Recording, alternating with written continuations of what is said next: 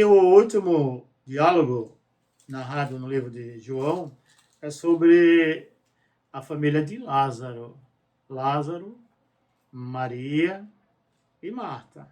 A partir do capítulo 11, de 1 a 46. Lázaro era amigo de Jesus. Marta e Maria faziam parte das relações de amizade com Jesus. Tanto que a Bíblia deles menciona, naquele momento do choro de Jesus, diante da situação, e ele sabia, ele disse para os seus discípulos, Lázaro está dormindo. E eles entenderam, se está dormindo, então vai acordar bem, recuperado. Mas Lázaro já estava morto. E Jesus chega e fala com as irmãs sobre a ressurreição. E diz assim, disse-lhe Jesus, teu irmão há de ressuscitar. Disse-lhe Marta, eu sei que há de ressuscitar na ressurreição do último dia. Perceba que a visão era sempre para o futuro. Vida eterna, ressurreição, vitória de Deus sobre o mal, sempre para o futuro. E Jesus antecipa o futuro para o presente. Ele é a ressurreição. Aí ela diz, Jesus volta a dizer, disse-lhe Jesus, eu sou a ressurreição e a vida. Quem crê em mim, ainda que esteja morto, viverá. E todo aquele que vive e crê em mim, nunca morrerá. Crês tu isso? Disse ela, sim, Senhor. Creio que tu és o Cristo, o Filho de Deus, que havia de vir ao mundo. Aqui nós temos os diálogos de Jesus no Evangelho de João. Então percebo que a linguística desse evangelho é muito diferente dos sinóticos. Sinóticos, a não ser Mateus, tem algum discurso, né? Mas não chega a ter uma totalidade que tem no livro de João. Ainda dentro das características do evangelho, ponto 2.2 sobre o livro, a letra D, nós temos aí o dualismo. João trabalha com as categorias este mundo e o mundo de cima, entre Deus e o diabo, entre a luz e as trevas, tanto no Evangelho quanto nas epístolas. Aqui eu tenho uma característica parecida das escolas denominadas escolas gregas, que trabalhavam o dualismo, mas com uma visão totalmente diferente. Na perspectiva grega, o dualismo entre luz e trevas era um ciclo interminável. Ou seja, a visão cíclica. A luz se torna trevas, as trevas se tornam luz e luz se torna as trevas. Era assim o dualismo. Quando João traz essa característica da escola grega, ele faz a distinção entre luz e trevas. Principalmente no capítulo 1. A luz veio ao mundo e os homens amaram mais as trevas do que a luz. A luz é vida, as trevas é morte. A luz é bênção e as trevas maldição. Então são coisas distintas, diferentes. Por exemplo, este mundo e o mundo de cima. O mundo de cima é um mundo espiritual. É o mundo transcendental. O mundo de cima. É o mundo onde habita o Senhor. E este mundo, que é o mundo que está embaixo, é o mundo denominado inferior, onde as coisas acontecem. A iniquidade, a maldade, a perversidade, a crueldade desse mundo inferior. E esse mundo inferior, ele é dominado pelo diabo, conforme as Escrituras Sagradas. Por isso que nós não podemos amar a Deus e amar o mundo. Alguém pode perguntar, mas Deus não amou o mundo? o mundo cosmo, o mundo criado, não os valores deste mundo. O problema está exatamente aqui. Quando nós amamos os valores do mundo em relação à vontade e à santidade de Deus. Então, ou você está na vontade de Deus, ou você está sendo guiado por este líder que a Bíblia diz que é o diabo. Inclusive, Jesus, na oração sacerdotal, ele ora para que não nos tire do mundo, mas que a gente seja a luz deste mundo. Veja a diferença. Ou seja, a vida deste mundo. As pessoas possam ver em nós a relação entre a nossa vida espiritual e o desejo e a vontade e a santidade do Altíssimo. Ponto 2.2, letra E. As diretrizes do Evangelho. João foi o último apóstolo a morrer. O vocabulário de João é talvez o mais simples do Novo Testamento. Mas os seus pensamentos são muito profundos. Em relação a Lucas, Lucas é uma obra de arte do grego, no aspecto linguístico, na formação das palavras. João usa um vocabulário simples, mas o conteúdo, as ideias propagada e pregada e ensinada são profundas. João 3,16 é o versículo mais citado e pregado no mundo. Toda criança conhece, todo adulto conhece. E alguém pode dizer, não sei pregar. Abra lá João 3,16 e fale no versículo 3,16, dá uma mensagem. Há mais sobre o Espírito Santo neste livro do que em todos os outros evangelhos juntos. Como João tem uma visão transcendental, espiritual de Deus, ele fala muito do Espírito Santo, somente a partir do capítulo 15 e 16.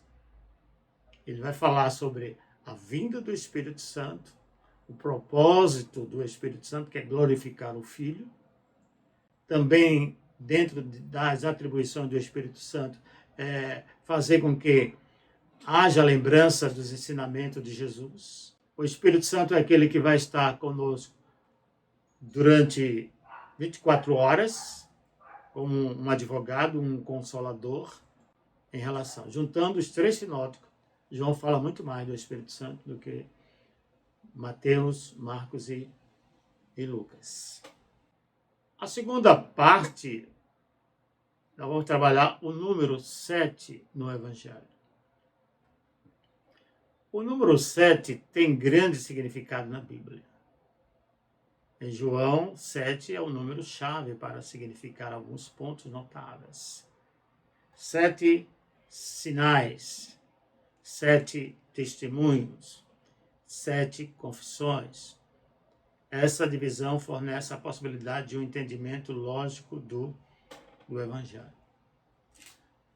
O uso dos números é interessante nas Escrituras, principalmente no livro de Apocalipse. Nós vamos nos deparar com vários números com seus significados, principalmente o número 7, que é o número da perfeição, da totalidade. Alguns vão atribuir o 7 ao número de Deus, porque é perfeito. Em relação ao número 6, que está em relação ao homem, ou seja, 6 não é 7, ou seja, é imperfeito dos 7. Então nós temos o uso constante. Como João foi o mesmo autor do Apocalipse, então ele chega a brincar, a usar os números 7. É interessante que no hebraico não tem numeração. Não existe número em hebraico. Só existem letras. E até os anos século V ao sétimo depois de Cristo, foi que foram introduzidas as vogais. Eram só consoantes. E não havia número. Como chegaram ao número? De forma correspondente.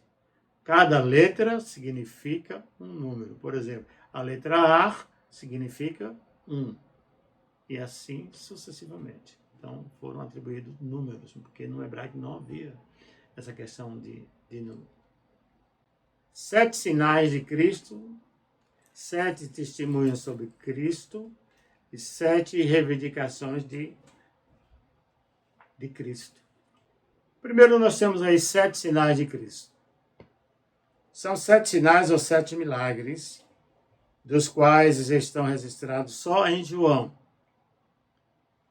Foram registrados para comprovar a divindade de Cristo e demonstrar o seu poder. Esses 7 milagres deram precisamente nas áreas em que o homem é incapaz de efetuar qualquer mudança nas leis ou nas condições que afetam sua vida. Nessa área, Jesus provou ser poderoso onde o homem é impotente. E as obras que ele fez testificam sua capacidade sobrenatural. Nós vamos apenas narrar os milagres. Não vamos entrar nos detalhes, porque não é possível. Nós temos o primeiro milagre dos 7 mencionados no livro de João. Nós temos a transformação de água em vinho, que é exatamente no início do seu ministério, no capítulo 2, do versículo 1 até o versículo de número 11. Há uma demonstração aqui de poder sobre os elementos naturais, milagre exclusivo em João. Depois nós temos a cura do filho de um nobre, a doença apesar da distância, Jesus realiza o milagre. Nós temos a alimentação dos 5.000, no capítulo 6, de 1 a 14. Aí trata-se da necessidade. O povo acompanhou Jesus, estava faminto, e ali Jesus realizou a multiplicação dos pães. Também há, nos livros sinóticos, esse milagre. Jesus andando sobre as águas, João 6, 16, 21. Ou seja, Jesus tem domínio sobre a natureza. Ele anda sobre as águas. Nós vamos encontrar também nos sinóticos. A cura do cego, capítulo 9, de 1 a 12. A doença apesar da dificuldade. Nós temos no capítulo 11, de 1 a 46, a ressurreição de Lázaro. Aqui a demonstração de poder sobre a morte. Esse milagre só é registrado em João. Ele é a ressurreição e a vida. Ou seja, ele tem um domínio da morte. E esse poder foi lhe dado por Deus em tirar e dar a vida. Jesus vence. Além da ressurreição de Lázaro, ele ressuscitou, conforme as Escrituras, no 3º dia. Teve vitória sobre a morte. Agora nós temos 7 testemunhos sobre Cristo. João 1, 34, João Batista, ele é o Filho de Deus. É a citação. João dizendo que Jesus é o Filho de Deus. São os testemunhos sobre Cristo. André, que foi um dos discípulos, no capítulo 1, versículo 41, ele diz, achamos o Messias. João 1, 49, quando Natanael estava embaixo de uma árvore, ele afirma, tu és o Filho de Deus, tu és o Rei de Israel. São testemunhos. João 6, 69, Pedro, quando diz, tu és o Santo de Deus. João 11, 27, Marta, tu és o Cristo, o Filho de Deus. João 20, 28, quando Tomé faz uma das mais profundas declarações em relação a Jesus, quando ele diz: Senhor meu e Deus meu. Aí só conhece Tomé na história de ver para crer, né? Mas aqui ele quase ninguém comenta essa brilhante citação em relação a Jesus Cristo. Senhor meu e Deus meu. E por último, o testemunho é de João, João 20:31, o evangelista. Jesus é o Cristo, o Filho de Deus, que é o propósito do livro, do Evangelho. E agora nós temos 7 reivindicações de Cristo. As afirmações de Cristo iniciadas com a expressão eu sou, indica claramente que Cristo reivindicava sua divindade. Isso implica dizer que ele é o mesmo Senhor do Antigo Testamento presente no Novo Testamento. Ele diz uma coisa interessante que abalou as ideias religiosas do judaísmo. Quando ele diz lá em João 8:58, ele diz: antes que Abraão existisse, eu sou. Todas essas declarações são reflexo de uma autoconsciência absoluta. Eu sou o pão da vida, eu sou a luz do mundo, eu sou a porta, eu sou o bom pastor, eu sou a ressurreição e a vida, eu sou o caminho e a verdade e a vida, eu sou a videira verdadeira. Então são 7 reivindicações de Cristo. Eu sou. É interessante essa analogia em relação ao Antigo, quando Javé diz isso para o profeta Moisés. Eu sou o que sou. Essa expressão só deve ser usada para Deus e Jesus. Ele é. Ele é. Ele foi, ele é e sempre será. Tudo isso nós encontramos em Jesus. Ninguém mais pode realizar ou fazer uma recitação dessas reivindicações. Nenhum ser humano, nenhum líder religioso em toda a história da humanidade pode fazer essa declaração. Eu sou a ressurreição. Não pode trazer aquele que morreu à vida, como Jesus fez. Eu sou a luz do mundo. Não, ele não é a luz do mundo.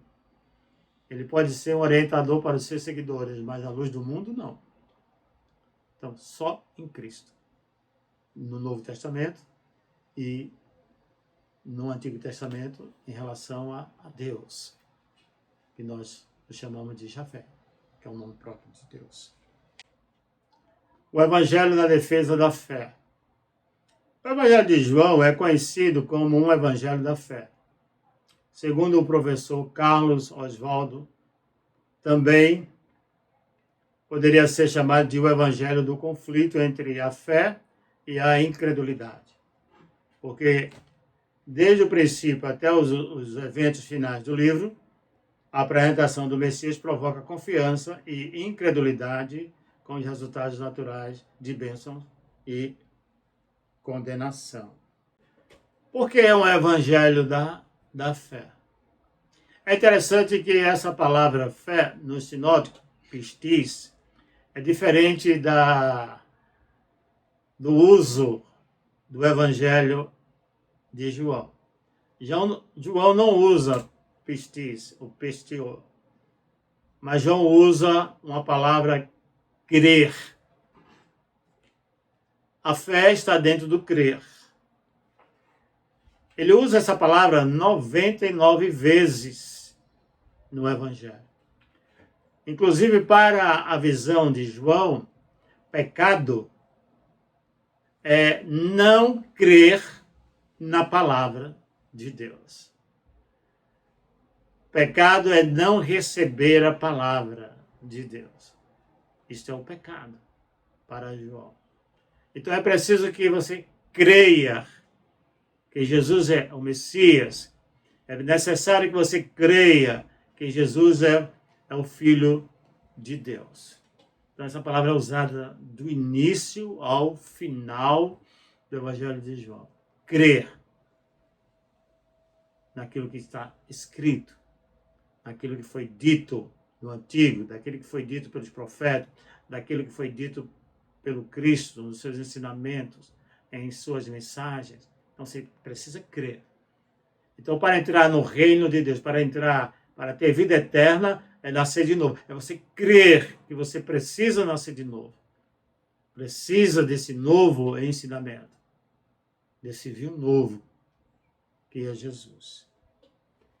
É precisamente por motivos como esse que João apresenta claramente a razão pela qual o evangelho foi escrito. Na verdade, fez Jesus diante dos discípulos muitos outros sinais que não estão escritos neste livro. Estes, porém, foram registrados para que creais que Jesus é o Cristo, o Filho de Deus, e para que, crendo, tenhas vida em seu nome. Nessa passagem encontramos a declaração-chave do livro. Muitos entendem que João foi escrito para combater o gnosticismo, que acreditava ser Jesus uma espécie de fantasma e não o próprio Deus vindo como um homem. 1 João, capítulo 4, versículo de 2 a 3. O fato é que o Evangelho comprova tanto a humanidade quanto a divindade do Senhor Jesus. Então, vamos falar das duas naturezas de Jesus. A natureza humana e a natureza divina. E o Verbo se fez carne, João 1,14, natureza humana. Cansado da viagem, outra característica humana, João 4,6. Dá-me de beber, ou a necessidade que ele teve de sede, saciar a sua sede, em João 4, versículo 7. Jesus chorou, João 11, 30, 35. Choro, que está ligado ao ser humano. Você pode chorar de tristeza, na maioria, mas chorar também de alegria. Mas é um choro. Jesus chorou diante do quadro apresentado lá na família de Lázaro. Está angustiada a minha alma. João 12, 27. Angústia. Estava com a sua respiração não normal, ofegante, angústia, aquela sensação horrível no tórax. E agora nós temos uma relação da sua divindade. João apresenta Jesus tanto no aspecto humano quanto no aspecto divino. O Verbo era Deus, Logos, palavra, era Deus. João 1:1. Aqui tem uma pré-existência de Deus narrada pelo evangelista João, em seu primeiro capítulo. Antes que Abraão existisse, eu sou. Abraão, Jesus, primeiro século. Antes de Abraão, da manifestação, da chamada de Abraão, da promessa que Deus fez a Abraão, ele já existira. Eu e o Pai somos um, a sua essência. Jesus tem a mesma essência de Deus, portanto, ele é divino. Quem ver a mim, vê o Pai. João 14, versículo 9, quando ele responde a Natanael, Senhor meu e Deus meu. Essa aí foi uma proclamação de Tomé, no capítulo 20, versículo 28. Então aqui eu tenho as duas naturezas. Cristo foi identificado como um homem chamado Jesus. João 9, 11. Que também é o Santo de Deus. João 6, versículo 69. Portanto, nós temos aí agora a conclusão desse estudo. Assim chegamos à conclusão do Evangelho segundo João. Sem dúvida, o Evangelho segundo João é peculiar. As peculiaridades, similaridade de João nos auxilia a ter mais ferramenta em defesa da nossa fé. E nós verificamos que esse evangelho ele é muito diferente muito diferente dos evangelhos sinóticos. Que Deus nos abençoe abundantemente. Amém.